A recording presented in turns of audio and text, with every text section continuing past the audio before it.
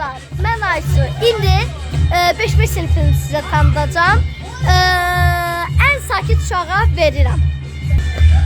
Salam, mən sinifin ən sakit qızıyam. Mənim adım Banu da sinifin ən ağıllı qızına verirəm.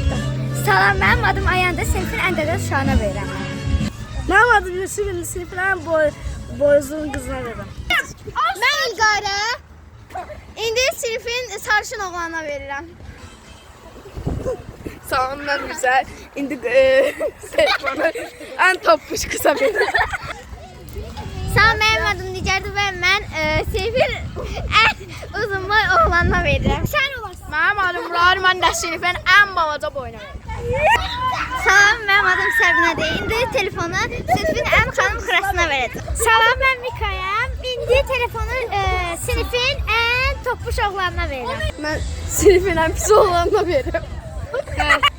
İndi mən sinifin ən anasına verirəm. Gəlin görək. Bu bizim Tedmer.